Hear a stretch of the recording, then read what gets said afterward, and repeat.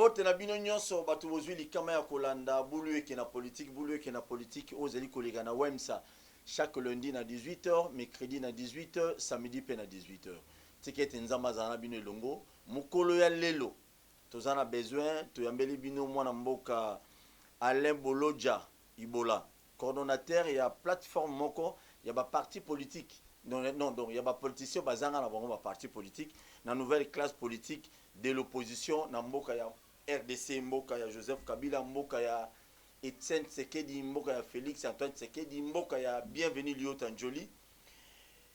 Pour tout cela, on a eu un peu de Mboka Nabiso, Ndeko Alain Boni. Madame, en tout cas, merci pour l'invitation. Merci beaucoup Ndeko Alain, tu s'appelles Makasi. Pour une nouvelle classe politique de l'opposition, vous allez plateforme pour nani. Bon, et là, quand Liboso, tu as précisé que Kokis Nabiso, ils allaient constituer un bateau bazaki dans l'opposition, na baopé bazaki dans l'ancienne majorité ou la majorité présidentielle, na batumsu pe baoti na société civile, justement parce que tout le monde qui le lingue politique ils allaient kotambola, toutes les actions ils allaient centrer sur les individus et fort malheureusement sur les leaders des partis. Le coup la biso toyebi ba réalité à ba parti. Le coup la tout le monde va faiblesse na bango ba faille en termes de conception, en termes d'exécution, tout le baki il faut tout sangana pour sauver la nation, te proposer une autre manière de gouverner, une autre manière de faire la politique. Yango to sangana ki pour na koyebisa bana mboka que opposition ya kala, ils allaient une opposition polluée, pouvoir ya kala, il y a un pouvoir pollué. Une autre manière de faire la politique, c'est-à-dire une politique potable, pour concentrer action sur la population congolaise. Tout le monde a rappelé na bato que bato mingi balingaka Congo, mais mukie nde balingaka Congolais. Or, au linga Congo, ndenge mindele balingaka Congo. Au linga Congo, ndenge les 14 puissances bakayaka état congolais nde balingaka, mais ce qui est plus important, il y a Kolinga congolais parce que sans le congolais, Congo est sous un sens. Il y a un autre Kriaki, Kokis Nabiso, pour que tout le monde ait une nouvelle vision, gouverner le Congo autrement bien. Oui, moi, ma question, mi balemo éclaircissement. Au lobby, il y a une réalité à la parti politique, c'est-à-dire quoi? C'est-à-dire que la quasi majorité à la parti, il faut vivre pour la et comment le corps boutique, et comment le corps a occasion pour la bango, il y a se faire une santé financière. Au comment la moutou a un parti socialiste, ou a un parti social-démocrate. Ceux qui ont commis le pouvoir, ils ont dilapidé les ressources. La quasi-majorité de la population a vivre dans une situation misérable.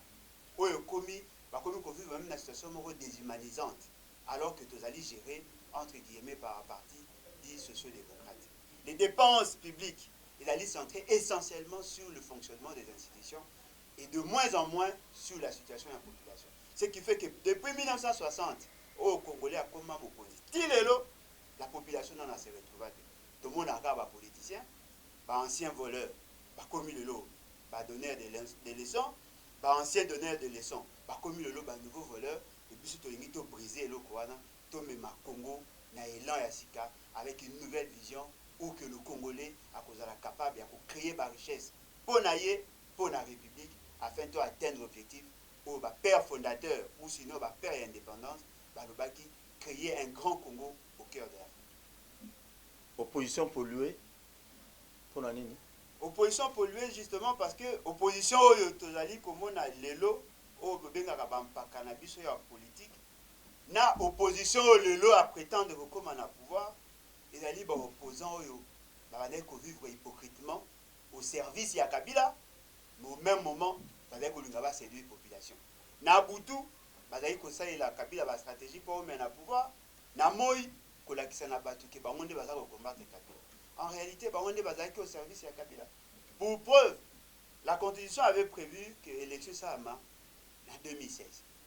Kabila a déjà qu'il y a mais l'opposition a pollué, a pessi et a béquille, a occasionné glissement. Bobo Sanate na Ibiza, il y avait un parti politique où il représentait l'opposition.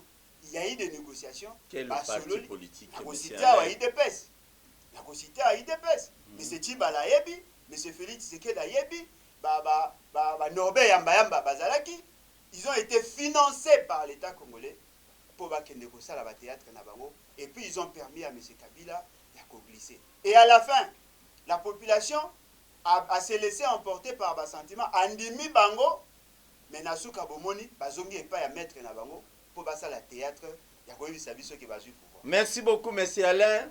Bazalaki invité Mibale. Ndeko Alain, oya nouvelle classe politique de l'opposition. Nan ndeko na biso ya IDPS na kombo ya René. Na ebité parce que na ebise ki bango Mibale ki non. Ndeko IDPS a ozala, yo pe ndeko fozala. Moto IDPS a kimi tote. Bino nyonso bozala besoin bo participer na bémission na biso nyonso bulu eke na politique. Et là, bino rosa les aboy numéro ozali affiché wana eza na WhatsApp. Otindi voice na yo, otiki message na yo, pour totangango na émission koya. To ça la direct bien sûr, mais to tika téléphone ouvert vérité na émission politique moi bulu ekezala trop, au moins mutu musoye ko beta bord mo boya bulu. Ndeko ale boloja. Situation ya ville à Kinshasa, moi bulu ekimuke kinbopeto yozo ngona ndenge ni na vato kota na mutuna penza. Oyo bakinois na bakinoise lelo ezosala bango pasi na motema par rapport ya bakonzi na biso ya likolo. Ndeko ngai mais kolobaka mabete parce que je sais que non. Bato ya IDPS bakoya koloba malamu, bato ya pouvoir koloba malamu, tika ngai aloba oyo namoni ya mabe. Bandeko na biso oyo lelo bazali déçu. Effectivement parce que bakanisaki ete mutu akomaki gouverneur ayaki na intention ya kosala bolamu. Oh biso nyonso toyebi M. Gentini azali mutu en réalité bongaka azala na prison. Mais fort malheureusement a bénéficié la prison et bongaka azala na prison a bénéficié à largesse sinon la faiblesse et la justice le lieu wana akoma gouverneur. Popo ça na azalaki gouverneur na Maindo. Il y a eu mort d'homme, il y a eu mégestion. Tozobeta lisolo à Kinshasa. Nazoloba te mais mutu à Kinshasa oyo tozolobela lelo autaki kuna na Maindo. Toyebi qu'est-ce qui s'est passé pour ngai na mona la réalité ba conséquence ya oya ça. Ozala à Kinshasa tozala ko. Na tambola ngai nazali mutu na tambola tu évoluer rapidement ouais. Chercheur en économie de développement. Ndeko aye azui bokonzi. D'abord liboso ezalaki parrain moko ya bato oyo ye azalaki proche na bango André Kimbuta. André Kimbuta la kisa biso ba faiblesse na ye mais André Kimbuta même ville à Kinshasa na degré ya bosoto. Abengi ya lobaki Kimbuta tiki atikaki salite mais oya lelo eleki.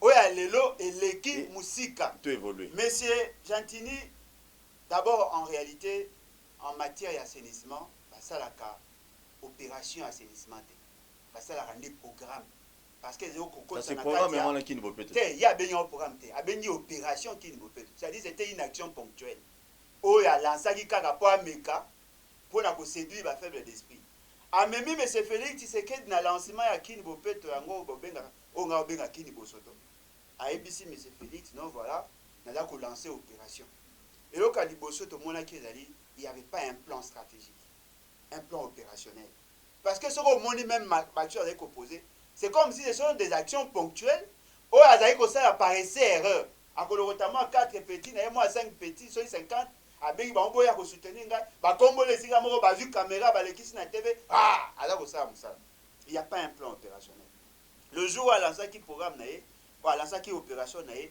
to mona ki 5 poubelles dans une province ou ville province où il y a 24 communes où il y a plus de 450 quartiers où il y a une poubelle moko au benga okini mopé soit en faiblesse déjà en matière de communication azu ba panneau ya minene ye moko azu 3 quarts ya panneau a tcheka la photo na ye et puis na souka ya panneau na coin a commis kini mopé tout ce qui reste dans la campagne électorale.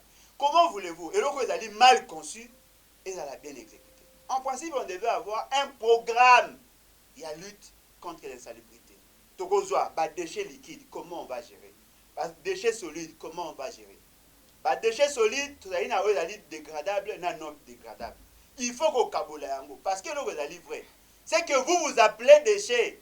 Dans le domaine, il y a industrie de l'économie et la matière première pour booster l'économie. Au lieu qu'on soit pas compost, au lieu qu'on soit pavé, qu'on soit d'ailleurs en terre, qu'on soit pavé, on a pour qu'il y ait bon. Mais le cas la mayele ya kosala malamu ezalité. Le cas ba na tendance ya kolinga kosala makambo pour que ba se faire une santé financière. Amemi biso na loenge et fort malheureusement cette bêtise-là a été bénie ou elle doit qu'il bénédiction. Il y a M. Félix Tshisekedi. Aujourd'hui, qui est le président de la République, s'il vous plaît? Au lobby. Aujourd'hui, tu as que tout ce qu'il a conçu, il a dit qu'il va essayer batatonnement. Eh, mais c'est qu'il est Gentini, Tondi, aïe, accuré, Azuma Bele, Atiena Balabala, Maeleki, Moule Beti et Zongi. Ce qui veut dire nous faisons du surplace parce que les gens n'ont pas la capacité conceptuelle voulue. Donc, Kini Bopeto ici, Malamoti. Merci beaucoup, Kini Bosoto. Selon Ndeko Alain Bolonja, Ndeko ya dossier ya Libanais moko ya munene azana mbongo belé na Congo, babenge na kombo ya San. Dossier yango la fois passée, Gentini Ngobilana batune ba inoboka ba mama na biso akato, ba mama akato ba porter plainte, ba kei. Nzoka ni Gentini ebisaki batu mususu ba bino nde toboki bino kuna, il faut boya awa. Esika bandako asani ezali bandako asani na tekela apesa ki espace kimbuta mutu apesa ki espace na tango azali gouverneur ya Kinshasa. Alors il y a pas super maweza nini Libanais wana azoyebisa na ngobila ki akoka eti abuka bandako wana te. Ça c'est de 1. De 2 alobi acha ba continuation sur ya Congo na poche mais na on dit matin ki acha Félix Antoine Tshisekedi Tshilombo na poche na ndimite. Alors gouverneur avant d'avoir boyamoni ba lettre mo outil quelque part président de la République a signé un gouverneur à ville Abuka. Gouverneur avant d'avoir boy amoni ba lettre outil par deux ministres nationaux du gouvernement central que il faut bo kobuka banda kwa sanité. Réaction ne cause à la nini parce que ouana za pour intérêt quand même ya ba maman ya ba papa ata oningo zolo ba gentini et simbate mambonyo zolo bawana et loko nini oyo oko condamné na makamo ba ministre wana ba agir pour l'intérêt ba maman ebele ba famille ebele dans ville à Kinshasa pour na Libanais. Bango ba pesi priorité na Libanais mais pas na ba nationaux. Ndeko nangai eloko question na yo ndengo posé ezola kisa o ba banalinga la botaou ya l'état. C'est-à-dire la faiblesse en termes de fonctionnement de l'état. Eloko a liboso il faut to ba ezali que M. Gentini il navigue à vue. Alamuki na tongo aloti ndoto ya kobuka baweti abengi babado tokobengani soki bakulu na soki nini na butu aye abuki atombi gouvernement nini oyo ya sérieux akokoya kobuka mesa na butu abuki atombi bamama wana na bandeko batekaka wana ezali marché pirate te. C'est un marché qui a été créé par un arrêté d'un gouverneur. Bien que Zali yote. Jacques Mbunda, si mais le fait que bah, signer un document officiel, authentique, créant ces marchés, la moindre des choses, avant de désaffecter Ango, en attendant, vous avez longwa, vous avez sensibiliser bango po bango pe bana droit à parole parce qu'il y a un contrat. Où est-ce qu'on lié le gouvernement provincial na ba mama wana o bazali peut organiser en syndicat. Yo zui de manière unilatérale au bouki. Tant to manifester, tant to réagir, ndé ko se ressaisir, a délocaliser bango à Buka esika. Alors on a erreur à commettre ya liboso, a na deuxième erreur, a inga Buka des bâtiments au petongamaki ndenge toyoki ba information selon la norme parce qu'à zoaki autorisation de bâtir. Ce qui veut dire que désordre naïe, ba faiblesse naïe conceptuelle, ba faiblesse naïe en termes de fonctionnement, aza ko mener province na ese erreur. Yoka eloko moko. Ba mama oyo bukeli wenze wana. Bazali na bana ba université. Ba soutenaka ba mibalo l'état azali incapable de kofuta bango. Ba futa ba ndaku, ba lesaka bana na bango na mbongo wana. Yo au privé bango activité. Ba futa ka impôt, ba futa ka taxe. Ce qui veut dire que eloko boza osa na désordre et comme eloko moko te. Ce qui me c'est gentil azaki méthodique. Avant de procéder à Kobuka, il faut garantir un espace. Il fallait d'abord commencer à Kobuka et c'est là que vous bango. Aussi, si on a aménagé, no case, ko komisa bango voilà, na Kobuka, bolongwa, bokende kuna. Mboka ba duja kango boete. Politique ya erreur, ya ngonde zubiso 60 ans. Tilelo, la quasi majorité à ba Congolais, bazali pauvre. Vous pouvez imaginer la ville au quoi à Kinshasa. Ville où il y a un espace ébélé. vu la possibilité à exproprier bateau pour créer des marchés modernes. Il n'a pas ces politiques-là.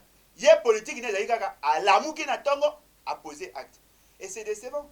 Et puis le Romsus au lobby, M. Félix Tshisekedi aurait soutenu démarche et Argentine. Selon les informations que nous avons. Ce qui est allé, et la question c'est que M. Félix Tshisekedi n'est respecté par personne. En dehors de yo, vous avez beaucoup mis ça, vous avez parce que le homme est allé, Adali chef et exécutif. Provincial. Non, mais c'est Joseph Kabila, Félix Tshisekedi, Adali chef et exécutif. Sa volonté. Olinga Kabila mingi. Non, mais Moutou a commis ici Kabila. Sa volonté. Yo zalana yo kimiende. Mais effectivement, pour bowe na Kabila zali Moutou mabe. Na longwe pa na ye bino boye pa na ye. Bango ba ye pa na ye. Et la kisi ke Kabila nga soutenaki azaki malamu te, oya bango azali malamu. Mais c'est Félix Tshisekedi à lobby na lingi na soutenir action na yo buka. C'est-à-dire que c'est un ordre oya uti likolo ya ba toutes les institutions. Mais comment un vice-premier ministre soit-il à la lettre pour un gouverneur Kobukate? Ce qui veut dire qu'à contester l'autorité à Félix Tshisekedi. Et puis là, il faut y pas. Mais c'est gentil, il y a déjà. À annuler disposition constitutionnelle, à annuler ordonnance à président de la République. Ce qui veut dire que nous sommes dans l'anarchie. À comment avoir arrêté ministériel, nommant Babougoumetsk et Asika. Dispositions sont abrogées toutes les dispositions antérieures contraires au présent arrêté. Ce qui veut dire qu'il a annulé, a abrogé les ordonnances du président. Namboka ya boy. Vous avez voulu changer de règle. Et comment non voilà, il y a un souci, il y a des Libanais et consorts. Ndeko nangai, bomba eloko yo, tiango na mutema na yo. Effectivement, les Libanais basomba, bakozina biso, bazali na poche. Nandegini. Un expatrié là, s'il vous plaît, un expatrié, comment avec Kosomba, Mokonzi, un général plutôt, ou un colonel, bien ministre, mon boy, à Somba et à Tayomo. Il faut respecter même à Konzango, on ne peut pas aller au-delà. Va se faire respecter. Et le con de Konanga, au bâtiment sur Baebi, il y a un monsieur, Baïmba Kaina Nzembo chaque jour. À Sansakayawa, ceux qui bédachou, ceux qui bédachou. Voilà. Il n'y a pas d'aller expatrier. Balobi société na bango eza Côte d'Ivoire na province 47 millions de dollars. Il y a impôts et taxes et autres redevances. A foutite. Mais aza ko bimisa 10 000 dollars na concert aza ko kaba ezo le kana TV. Mutu nyonso lelo akomi ko binga. Le président de l'Assemblée provinciale a yambi na église na a présenté comme partenaire. C'est-à-dire qu'un incivique, ce qui a Côte d'Ivoire 47 millions de dollars Azali incivique. Comment un incivique peut être censé devant la société?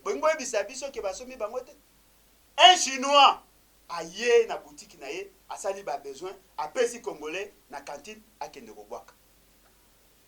Congolais a siliki, ba beki Congolais, ba bomi Congolais. Bakangi, ba tuo ba manifestaki, mais Chinois azali en liberté. Tout ça comment la batouana bazali ko s'enrichir de manière insolente. Et personne ne réagit. C'est effectivement que Batouana Badali, Basoma la connexion n'a pas jeté. Parce que tout ça, comme on a bamondé Badali Kojerembo, Batouana Badali Kodominer, et fort malheureusement, nos dirigeants ne réagissent pas. C'est que sous-entend que quand Tinario les a fondé, Batouana Badali Kojere, Bakozina Biso. Il y a un moment où on a Sakana Bango Moutouté. Pour Bayebi qui baye effectivement la poche. Mais Naïbi le mot que non, état de droit est chef de l'État, le état de droit. Mais dans l'état de droit, il y a le bac qui a tout le monde déjà, déjà. Moi, avant, président de l'Assemblée provinciale à l'époque, Tsingi, a déjà en prison. C'est ce que l'on a limité. Ministre provincial à finance, Matondo, en prison. Moi, je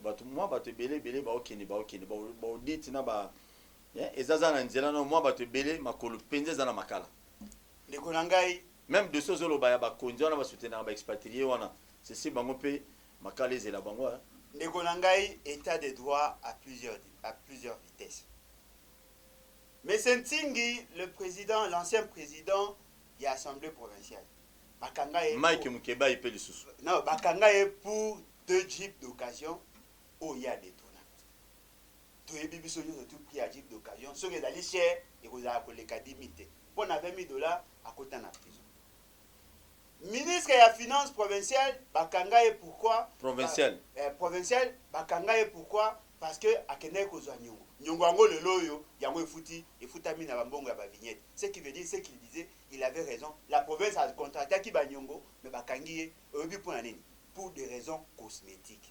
Yoga siko grand ngolo o bakangi te. Monsieur Kamere a été cité dans le dossier à 15 millions. Azalaki cité mais Azali même chose vas-y. Même chose dans le ministère de la Finance, Azalaki pega cité. 15 millions de dollars. Tilelo Azalaki ko continuer na ivrognerie na ya miliki. Azalaki ko continuer. Aujourd'hui, mais c'est Félix Tshisekedi a concevoir programme na ye il y a 100 jours. Abimisi 350 millions de dollars. Apesi na bateau bazali na ni foi ni loi. Apesi na ba entreprise, asali passation à marché de gré à gré, les autres ça comme nini, rien n'a été fait. Tenez, M. Félix Tshisekedi donne 57 millions de dollars à une entreprise Somibo Batonga 1500 logements sociaux. Donc décrier le Koana ba logements sociaux. Il y a 19 000 dollars. Non, on a 38 000. Il y a 19 000 ils allaient au Yakan. On a 38 000. Yakan ils allaient et bon Batonga 3 000. Dans un programme au Moutaebi, ma colonna Moutouté. Ma pesi Moutouana 57 millions de dollars à Tonga. 300 logements sociaux na niveau à Maluku. 300 na Bakongo. 300 na Sud Kivu. 300 na Kasayo na Kananga. 300 na Mbujimai. Depuis mois de mars, bah qu'on remarque que Moutouana a sali Moussalate na mois de février. Aujourd'hui, 65 millions de dollars. Mois de mars l'année passée. Oui. Ah, ok. Aujourd'hui, 65 millions de dollars pour na kokende, ko moderniser pour ya Kalemi. Ata libanga, nan ba chete. Baza ko crier pour bazela raso kino asiliki ne ba ya kotala. Azaki programme ya kotonga barrage centrale moko électrique à base ya gaz na niveau ya Mwanda. 180 millions de dollars. Mutu aibite so mbongo uti wapi? So ibosa na modi bozo le belo wote. Avenue du commerce. 1,46 km. Batonia on a 6 200 000 dollars. Depuis Congo et Banda. Nan tomona avenue ya cher boité le kolika avenue du commerce. 6 200 000 dollars. Ça ou bien du commerce. Du commerce. Oui. Ozui Kulumba. Basali yango na 1 970 000 dollars par kilomètre pour 1,99 km. Écoutez biso autant d'argent. Mais Kulumba allez to kimale Kulumba ezali na moment ya fachite. On m'a combien yango? Vas-y. Mbongo ebimi plus de 3 millions, près de 4 millions de 4 millions de dollars. Mbongo ebimi. Toutes ces avenues là. Avenue Sayo, Babambi Maboulou 1 317 000 dollars. Bon compter Dalo Bachete pour Dalo Zaki 286 000 dollars car ya momo wapa. Ce qui veut dire Sayo ka ne ba bongi so na près de 1 600 000 dollars. Basali nzela te Babambi Maboulou. Parce que état de droit obetanga état de droit wa. O ezali directeur ya cabinet, azali cité na ba dossier o ezali ko tia batukanda. Monsieur Félix Tshisekedi le protège. Pour ayebi pourquoi.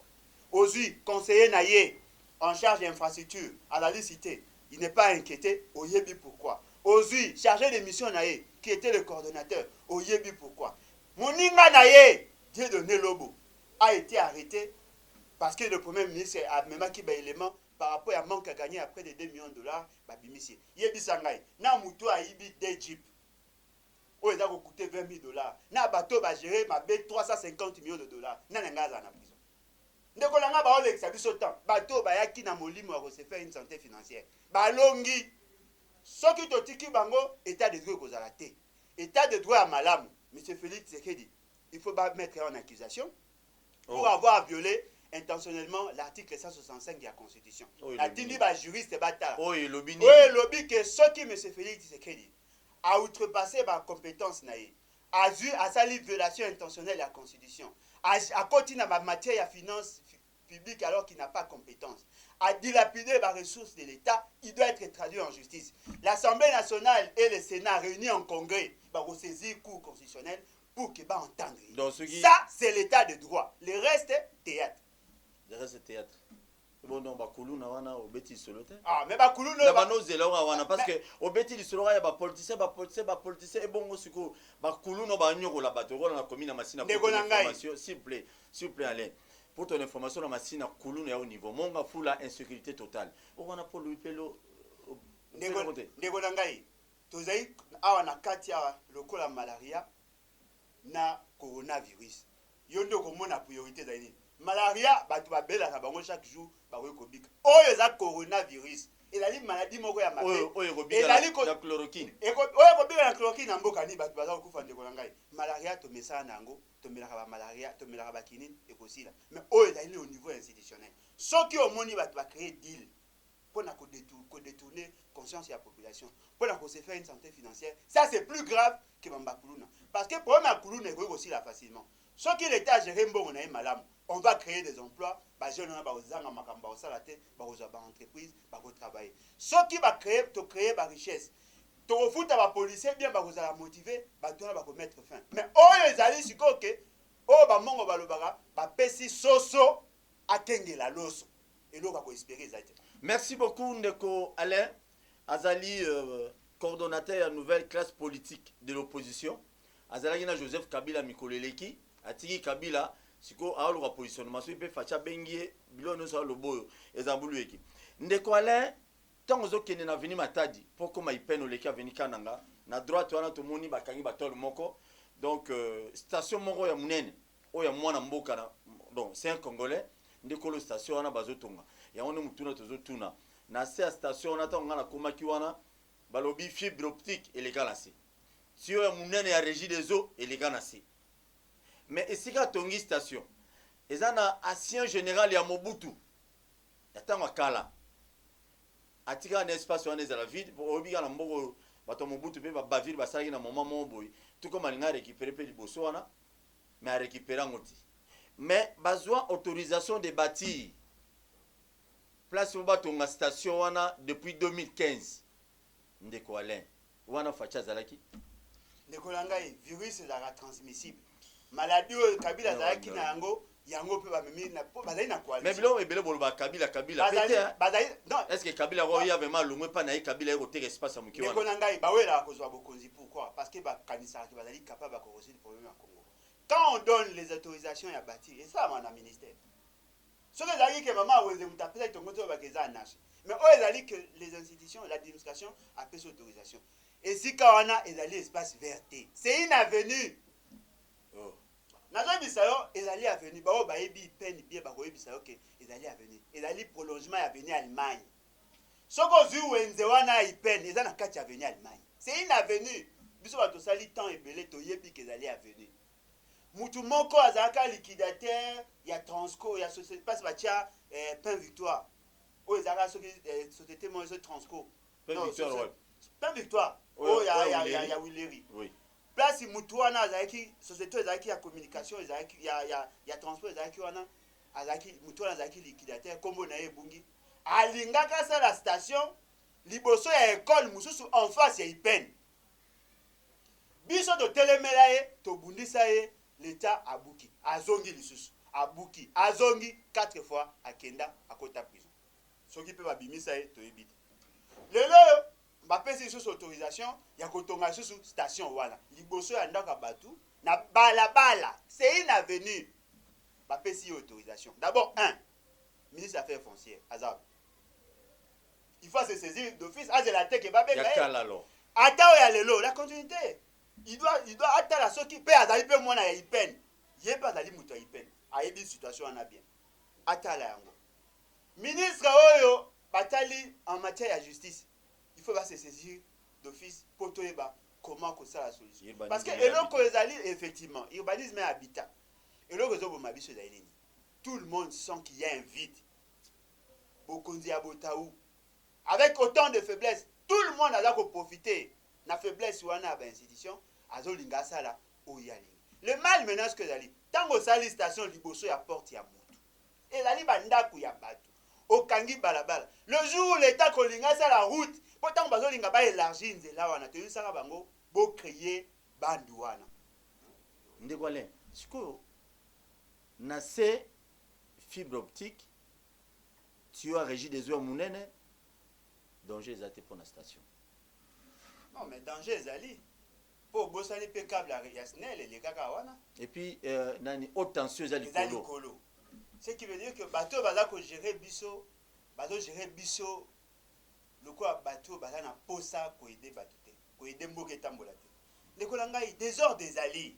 parce qu'en réalité papa wana tongi station na ye ibongaka za interpellé basali clôture bakomi autorisation de bâtir mutu to za komona mais nani a eu ata occasion ya ko interpeller tant tozo ba état de droit ezate effectivement état de droit ezate kaka na commune ya Ngalie bawana bakuluna ya IDPS bazui maison communale en otage basele baporte baboyi batu baya kosala misala oyo nyonso aza koya na maison communale bazali koviolente en face présidence de la République en face état-major général à côté tripe ya Ngalema pembeni na ye police ezali wana opusani muke ane mais bamilitaire ya IDPS bakangi place wana babi mutu akokota te ti mokolo mese gentini akoanile acte oyo esalaki ke basuspendre bourgmestre mpo azali mutu ya IDPS état de droit bino bozoloba eza état de droit wapi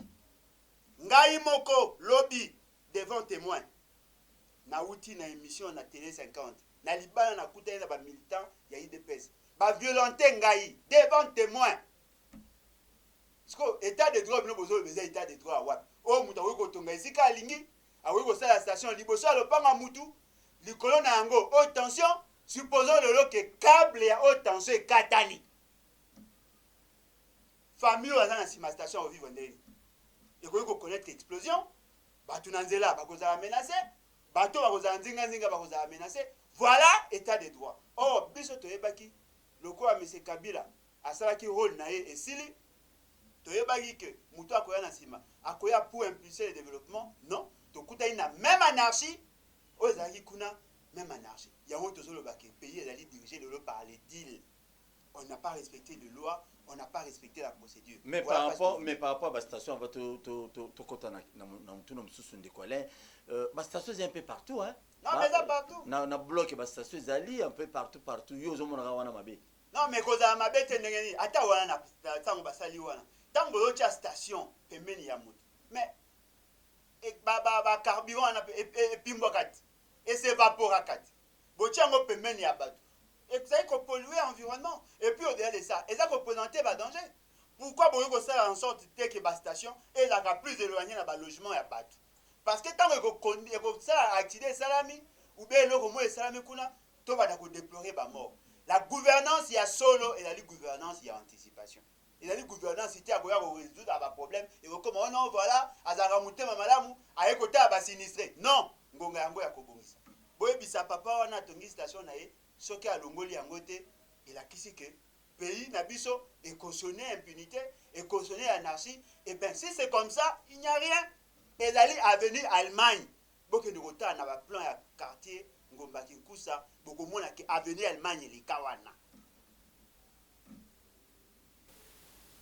Ce qui est regrettable ici au Congo bakonzi boza kooctroyer baautorisation ya kotonga en désordre à ta place au bino boko nga nazomi tuna biso nyoso moi bato ebele bakendaka poto mais tomona ba station oyo essence eza place moko isolée kaka awa na Kinshasa des stations za partout toyoki homme d'affaires moi congolais fatonga soki 50 stations na Kinshasa. La question que moi je me pose à kotonga na espace vers nyonso à ta place des évoluer c'est sur ba station à Kabira c'est sûr et certain. Donc na limité wana na esika o ba utolo na jatino utolo na banzetwane c'est si ba bakisa ba station. Na comprendre té. Ba kopa osala muso ezate na Congo ya ba station parce que bozo tala danger na moi la longue ti. Otala danger ti. Bo tala pina danger ti. Mboka ya Okito, mboka ya Lumumba, mboka ya Antoine Kizenga, mboka ya Bienvenue Liota. Ezate ka so komi mokonzi lelo, okomi na sinati il faut teka biteka teka il faut ça bisala salate histoire na yo to tika na ngo ya mabe ke mokonzi wana tanga yaka ateka na sika ko teka te tozo zela bino na village à 2023 a boyele bokoma ba ministre a boyele bokoma ba député ba papa solution ba papa nani oyo to mona bino na cité de vacances parlementaires yango to mona ta député ba député teninga ngume zalaki bozati Tomo pesa batu msu réseau balobaki ba député beli bazaki nommé. Ndeko avato chité nana besoin expliquer nanu batu ba olanda biso lelo. na Kinshasa mobimba. Merci pour na SMS na bino, merci pour na appel na bino ça la biso bien.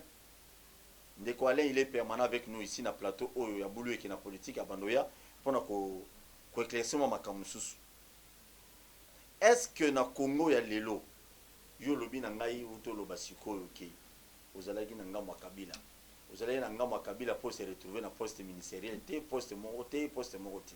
Ya ondo ko moloba mabe ya Kabila lelo. Okomi lokola pasteur Mukuna. Ekozala yango. Na biso so eza yango to te. Ndeko na ngai pasteur Mukuna azali congolais akoki ko adhérer comme pas akoki kolongwa na regroupement politique. Bien que ngai personnellement alinga ba pasteur baza ba politicien te. Po to yebi ba vérité na biso na kati. Eza difficile ya kozala un bon pasteur pe kozala un bon politicien. Soit ozali mauvais pasteur bon politicien, soit ozali bon politicien mauvais pasteur. Ezalaka wana. Mais ce qui est vrai ezali que Kabila azali na ba phase. Kabila azali na ba étape. Kabila azali na cycle de vie na ye en tant que politique. Soko tali ndenge politique ezalaki en 2001 mutuloko ya Kabila esengelaki azala tempérament calme asali en sorte que tolongwa na 5 pays tokoma na 5 états tokoma na état moko asangisi mboka. Lelo M. Félix Tshisekedi a coûté 2 345 409 km² parce que tempérament ya Kabila esalaki que tosangana. Pour vivre na mutuloko ya Bemba, Ruberwa, Roger Lumbala, Moussa Nyamwisi et les Maï dans un gouvernement sans qu'on ait une majorité parlementaire, parce que sur les 500 députés, Kabila n'en avait que 67. Management naïe, leadership naïe, et ça li que tout long. Tant que comme ici pays est comme stable, bah initier la réforme, et comme ici quand on comme en a période de développement, ou en a de faiblesse, il y a Kabila et Bandi. Parce que leadership naïe, il y a aussi sa guerre, tout le monde qui effectivement, mission naïe qui a moi. Mais en matière de développement, il a failli. Il y a bien à conseiller. Non, il faut conseiller. Il faut collaborateur. Il faut collaborateur. Parce que le barango, chaque fois, Moutounio soit libre pour ami à Mabé, mais un chef n'a pas le droit de se choisir de mauvais collaborateurs. Aponaga bango po ayebi. Pendant que Kabila a géré, Azaï Kopti la batte liberté, pour ne pas dire libertinage, il y a comme ça au bango balingi. Te dénonce ça, baboui. Tu es ici, que programme ya Bukangalonzo est mal conçu parce qu'il y a un domaine à la formation. Beaucoup de gens sont pamba, bakay na Bukangalonzo, tu critiquer, mbongo ane lunga et kendaka pamba. 80 000 hectares au Baranda qui est disponible pour le projet. 140 millions de dollars au Bachaki na projet. Basali 2 fois séquence il y a production, va produire 20 000 tonnes, na moins de 20 000 tonnes. C'est-à-dire pour un hectare, batongi baloni 4 000 tonnes, ce qui veut dire qu'il y avait sous-production. Ce qui veut dire que ça qui veut étudier à Mabé. Bon, ça faut dilapider, mais tant que tu es dans la province, la province, c'est là qu'il faut souffrir.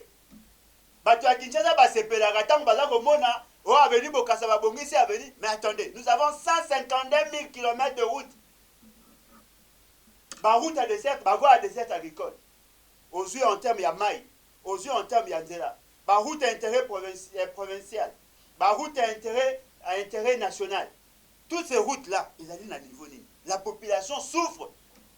Aux yeux Moutia ici, pour à côté Kabilo qu'on a Nyanya, il doit faire 232 km na vélo. Parce que le véhicule n'entre pas. Ok, il n'a pas besoin de tous les territoires, ils sont enclavés. Ok, il n'a pas Maïndombe, tous les territoires, ils sont enclavés. Sur Bolingi, tout ça la ligne. Parce que M. Kabila a joué un rôle bien. Toti Kaya continuer alors que tout le monde ressenti va faille. Moi, j'avais opté pour les changements. Dans le bas qui Kabila Salim Malam na côté na yo, mais tikolo. Tant que tu commis la période il y a représenté candidature, ba groupe mususu ya ba jeune, na ba mususu ya ba mikolo balobi, Kabila doit demeurer au pouvoir. Pas ça la forcing. Moi, j'avais dit niet. Kabila a joué un rôle naé, il doit entrer dans le panthéon. Tobo sana Kabila, to luka candidat à mususu. Ils ont commencé à me combattre. Nazaki obligé à tikala pour les appeler église té. L'église va toi et pas Walesa, et pas passer Walesa, va te moussouba qui nous semble, et pas passer moussoussou. Non, mais c'est ça, il faut comprendre que tu signes pas tété, il y a adhésion. Ce qui m'a rembouré au sein de la monnaie qui est au tamboulaté, Nazali libre à Kolongo. Na longo et pas à Kabila, et ba raison n'anga est valable. Bon reprocher ndé, bateau va finir Kabila pendant 17 ans, alors qu'on va aller à Nabutu, le lot va communiquer à Kabila. Kabila va qui démon, a commis le homme au centre. oyo komi bosimba Kabila te oyo alinga simba Kabila alingi fatia oyo na pouvoir te ezali bato ya opposition lelo ba soutenir Kabila ngai na longwe par raison na ngai ezali valable mais bango baye bakoti ce qui veut dire que responsabilité lelo ezali ya bango. Moi je n'ai jamais travaillé avec Kabila mais je l'ai soutenu. Aujourd'hui bato ba d'autres travailler na Kabila lelo ezali ba ancien opposant ce qui veut dire bato ya ko reprocher ezali bango ezali ngai te ezali yote. Bon na mukuse to mona ki dernièrement awa ba bandeko na biso belé entre autres linga koyi basaki belé basaki vraiment belé ba wa otoza premier ministre onani Tshibala bazaki vraiment belé balandi papier tente ce qui na limité sauf Tshibala bazwaki comme Félix Aboyaka comme premier ministre ndi ba pesha qui a commis Félix Aboyaki s'il vous plaît ngambo na to mituna yo mto pesa ba réponse groupe ya ba grand politicien o ba finga e Kabila tongo midi poko ba musu ba benga ki suki ndeke ba musu ba benga ki boyi na dernière minute Kabila lobita comme apparemment début no ba to gérer bien boya ache bango ba opposant na ba no lenga ko bazé belé ya on mutuna na ngakutuna est-ce que na Congo tozana na opposant ou bien tozana na batumo bosuka za piaka lokola yo ningo tia makelele boye mandingo loba ba vérité boye soka ma bato fachi ba benyo ba peso poste o ko défendre sur peuple congolais. Est-ce que na Congo vraiment tozana ba opposant tozana penda na ba politicien opposant na mbogo ndeko na ngai ba opposant bazali par exemple ils a ba vrai opposant et il y a ba faux opposant ba opposant ya vrai et nani bato baza ko souffrir c'est la population. Ba opposant au bayaka par rapport à ba circonstances les ali ba politiciens et fort malheureusement les ali ancienne opposition. Effectivement makambo lobby les ali na motuya. Mais là on va te baye baraté. Pendant que bino bana benga ba opposant biso ba oyo tant tozalaki na majorité to yeba ki bazali ba opposant te. Bazalaki ba bras séculier à Kabila, bazalaki ba mercenaires.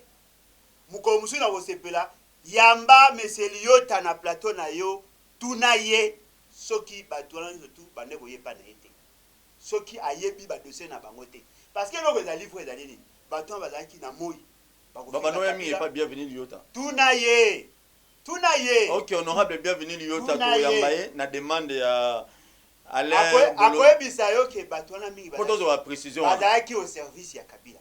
Qu'est-ce qui se faisait soki Kabila commis bloqué a on est koluka bato ya majorité te a koluka bato ya opposition.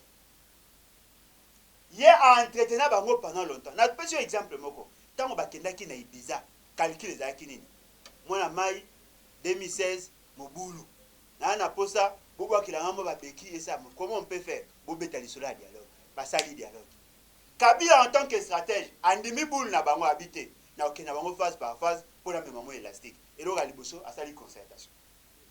Abendi papa Kengo na bandeko ndamu basali concertation. A travaillé na bango temps muke sili temps epusani asali premier dialogue. A bendi batunda mu ya IDPS badi banga et consort a travaillé na bango esili. Tant a moni kanga comme en 2016 a juste a créé ce deuxième et troisième dialogue. A joué à sali dialogue esili Félix Tshisekedi et consort baye ba négocier yango déjà à partir d'Ibiza et bien avant. Ce qui veut dire quoi? Politicien congolais azali ventriote.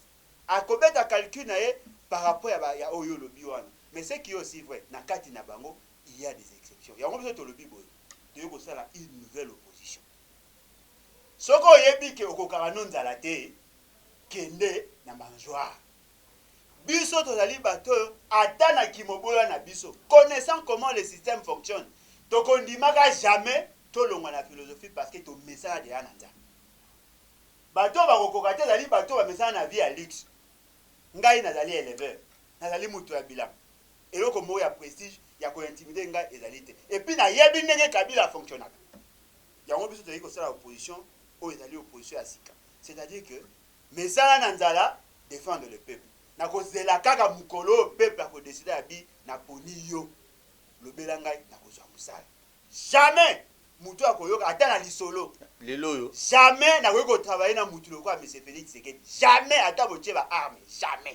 Oh et bon na Kabila lelo so albiazo non mais Kabila a produit fini pour na ngai Kabila ne représente plus rien asali temps na ye azali loko ba héros te ayaki na mission na ye spécifique et sile. Merci beaucoup monsieur Alain.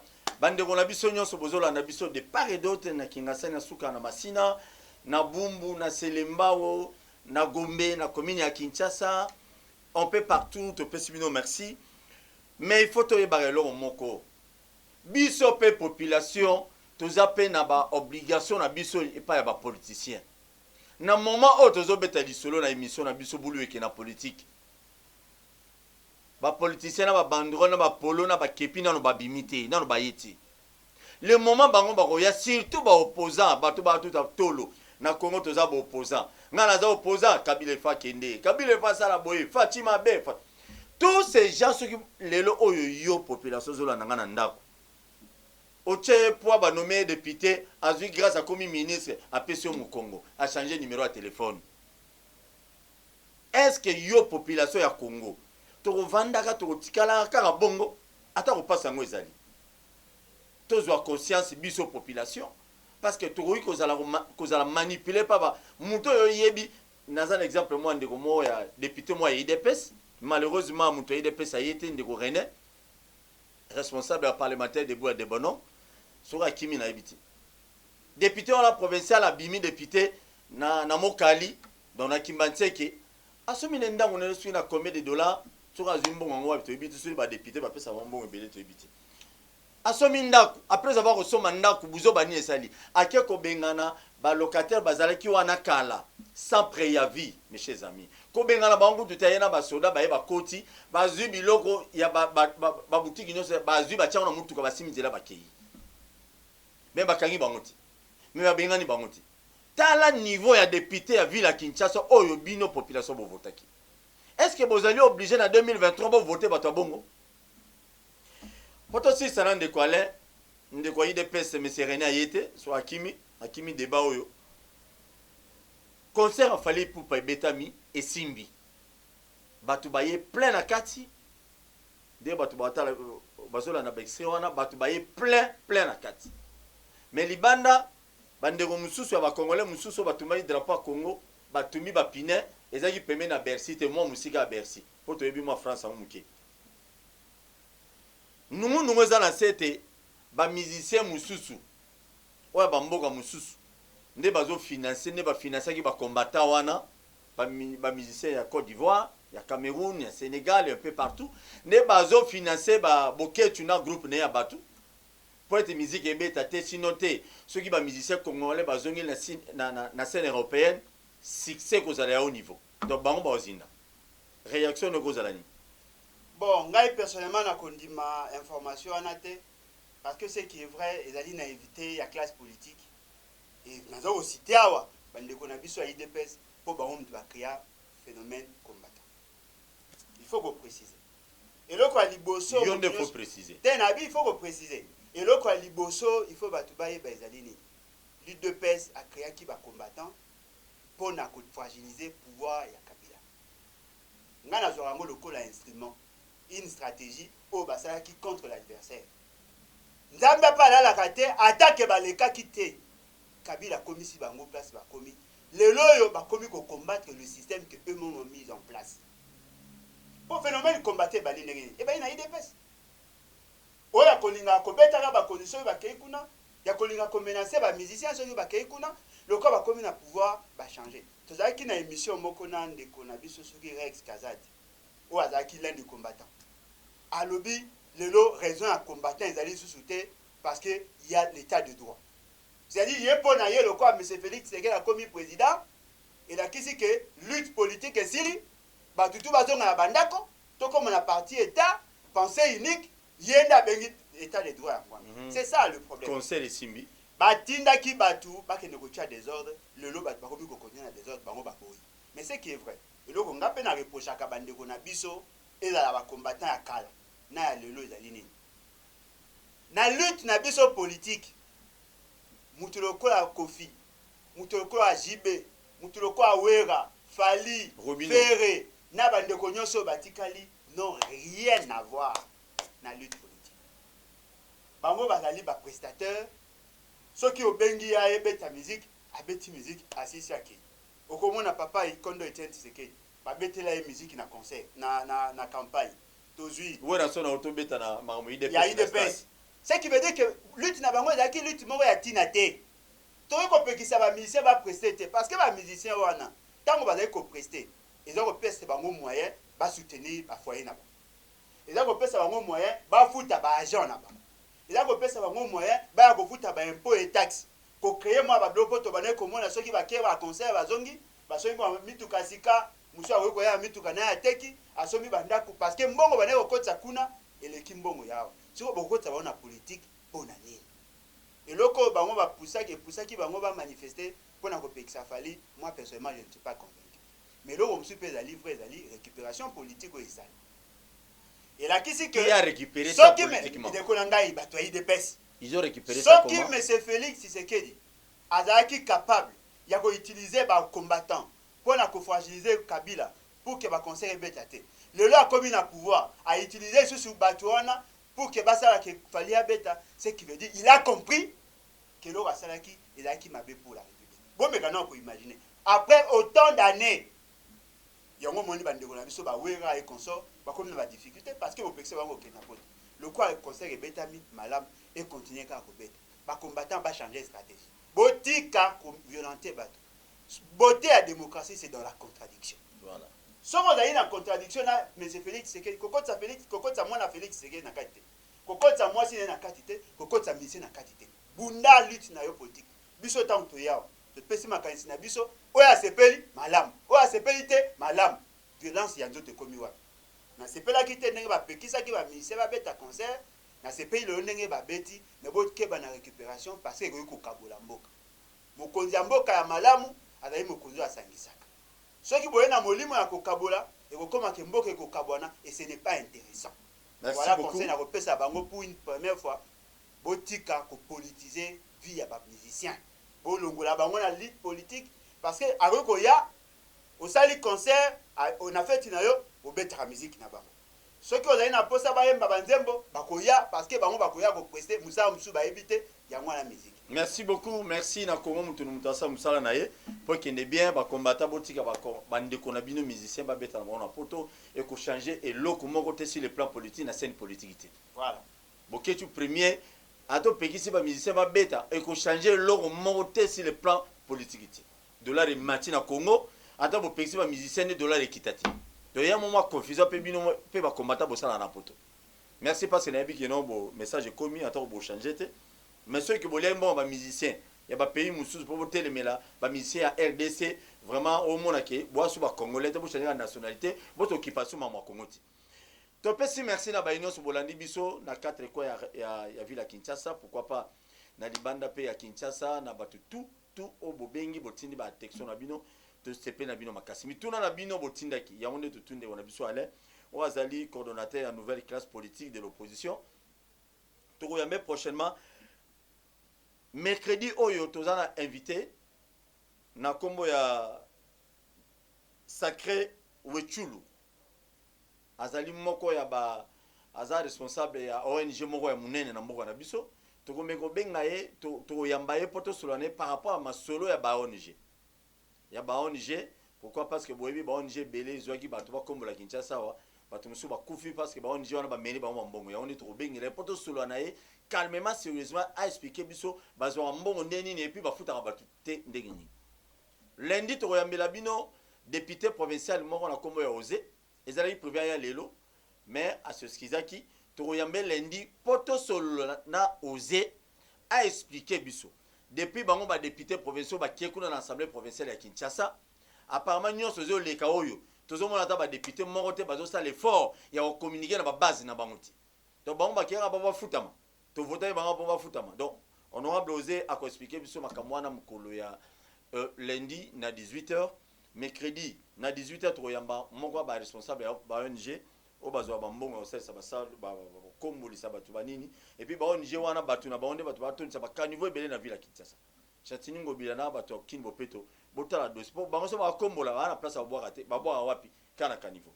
Merci beaucoup Congo za biso nyonso politiciens za politiciens soko za la poste na Congo zongisa makanisi Mobutu salaka 32 ans talaka mabenyo so Mobutu salaka yo potala ngo pozongela ngoti poto wololo te lobi parce que bema Mobutu za na Congo te lelo et bema Mobutu za na Maroc. Merci tokutani prochainement. Merci beaucoup ndeko Alain. Merci de l'invitation. Torobengisa sous prochainement poto ou éclairci ba congolais na ba congolaise na o Italie mambotel école na biso. Merci na ba téléspectateurs nyonso. Nzamba pesa bino merci une équipe technique mobimba.